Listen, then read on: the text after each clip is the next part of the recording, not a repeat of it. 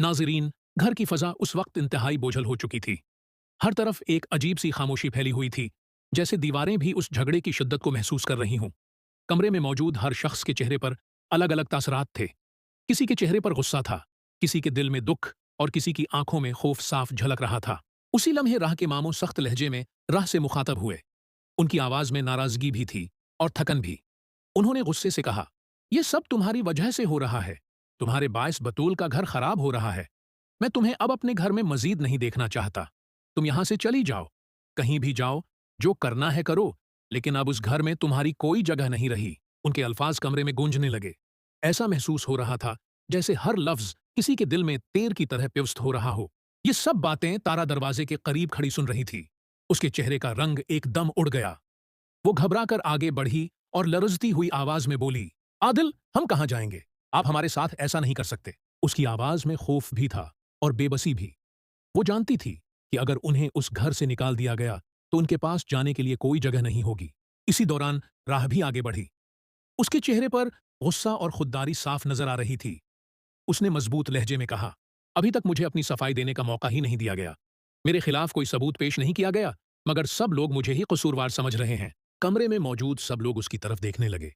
राह ने एक लम्हे के लिए सबकी आंखों में आंखें डालकर देखा और फिर प्रातमाद आवाज में कहा, "मैं चैलेंज करती हूं कि जिस दिन मैं अपने हक में सबूत पेश कर दूंगी, अगर मैं गलत साबित हुई तो मैं खुद ही ये घर छोड़कर चली जाऊंगी। लेकिन उस वक्त तक कोई मुझे उस घर से नहीं निकाल सकता, क्योंकि ये मेरे नाना जान का घर है।" उसके अल्फाज में ऐसी मजबूती थी कि चंद लम्हों के लिए सब खामोश हो गए। मगर आदिल का गुस्सा कम होने के बजाय और बढ़ गया। उसने तेज लहजे में कहा, "इस घर में या तो मैं रहूंगा या फिर ये लोग।" ये सुनकर माहौल मजीद कशीदा हो गया। उसी दौरान मजीद भी बोल पड़े।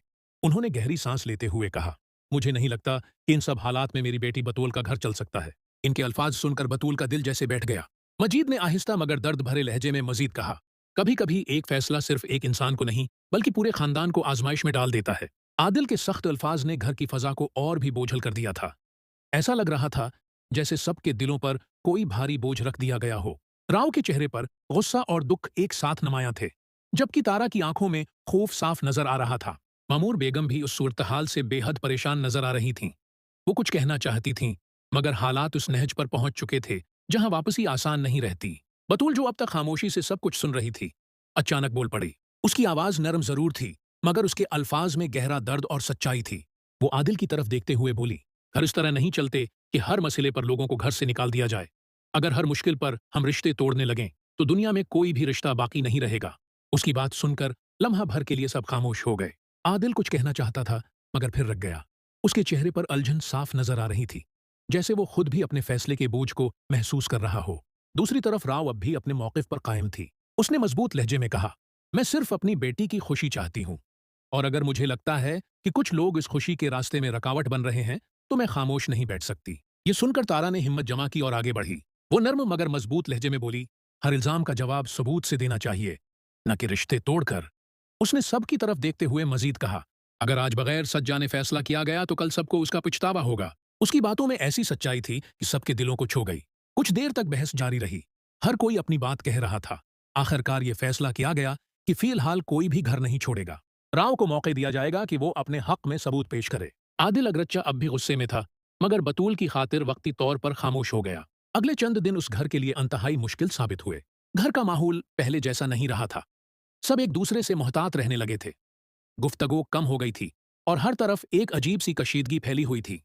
हर शख्स बस उसी दिन का इंतजार कर रहा था जब सच सामने आएगा। बिलाखिर वो दिन आ ही गया। राव ने सबको एक जगह जमा किया। उसके हाथ में चंद कागजात और मोबाइल फोन था। उसके चेहरे पर एतमाद वाज़ेह नजर आ रहा था। वो आहिस्ता आहिस्ता सारी हकीकत बयान करना शुरू करती है। जैसे जैसे वो अपने सबूत पेश करती जाती है, कमरे का माहौल बदलने लगता है। कुछ कॉल रिकॉर्डिंग्स, कुछ मैसेजेस और चंद ऐसी हकीकतें सामने आती हैं जो ये साबित करती हैं कि जिस बात का इल्जाम राव पर लगाया जा रहा था, वो मुकम्मल तौर पर उसकी जिम्मेदारी नहीं थी, बल्कि कई मामलात ऐसे थे जिन्हें गलत समझा गया था या जानबूझकर तोड़ा मरोड़ा गया था। ये सब देखकर आदिल के चेहरे का रंग बदल जाता है। उसका गुस्सा आहिस्ता आहिस्ता शर्मिंदगी में बदलने लगता है। वो एक लम्हे के लिए खामोश हो जाता है, जैसे उसे समझ नहीं आ रहा कि वो क्या कहे। दूसरी तरफ मामूर बेगम भी नजरें झुका लेती हैं, क्योंकि उन्होंने भी बगैर मुकम्मल सच जाने राव पर इल्जाम लगा दिया था। बतूल की आंखों में आंसू आ जाते हैं। वो राव की तरफ देखती है और उसे एहसास होता है कि उसकी माँ वाकई उसके लिए लड़ रही थी। न कि उसका घर तोड़ने के लिए। वो आगे बढ़कर राव का हाथ पकड़ लेती है, मगर कहानी यहाँ खत्म नहीं होती। तारा के चेहरे पर अब भी बेचैनी मौजूद थी, क्योंकि सच सामने आने के बावजूद घर का सुकून अभी वापस नहीं आया था। आदिल आहिस्ता से कहता है, शायद मैंने जल्दबाजी में बहुत सख्त अल्फाज कह दिए। वो गहरी सांस लेता है और फिर कहता है, मगर जो कुछ हो चुका है, उसके बाद सब कुछ पहले जैसा करना आसान नहीं हो